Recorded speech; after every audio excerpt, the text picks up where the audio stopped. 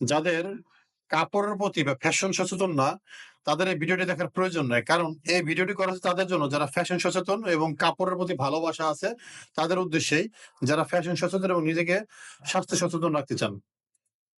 আজকে আপনাদের সাথে শেয়ার করব যে ম্যান মেড ফাইবার বা আর্টিফিশিয়াল ফ্যাব্রিক্স তৈরির যে মূল উপাদান কি, কি এবং কোন নামে এগুলিকে পাওয়া যায়।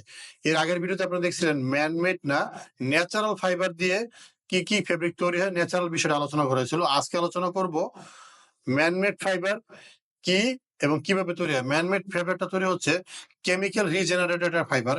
কেমিক্যাল দ্বারা যেই ফ্যাব্রিক গুলি বা ফাইবার গুলি তৈরি করে তারপরে হচ্ছে যে সুতাটা তৈরি হয়, সেই সুতা দ্বারা যে কাপড় তৈরি হচ্ছে সেটা হচ্ছে ম্যান মেড ফাইবার। আর এই ম্যান মেড ফাইবারের কয়েকটা ক্যাটাগরি আছে, যেমন অ্যাক্রিলিক, নাইলন, পলিইউরেথিন, পলিপ্রোপাইলিন এবং পলিয়েস্টার।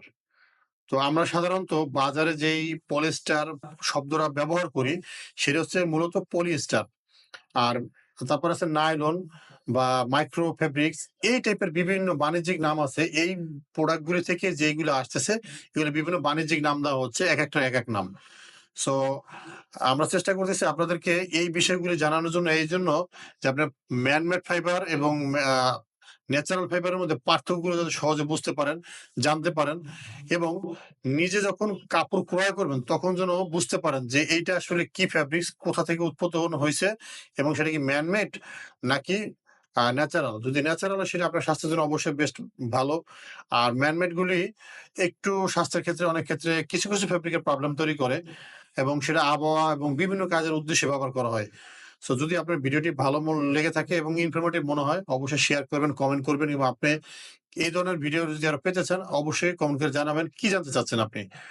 আমরা কোজি ফ্যাশনের পক্ষ থেকে আপনাদেরকে জানানোর চেষ্টা করব এবং যদি ভিডিওটি ভালো লেগে থাকে আপনার বন্ধু-বান্ধবদের সাথে শেয়ার করে রাখবেন এবং YouTube থেকে দেখে থাকলে অবশ্যই চ্যানেলটিকে সাবস্ক্রাইব করে রাখবেন এবং Facebook থেকে দেখে থাকলে অবশ্যই ফলো দিয়ে রাখবেন।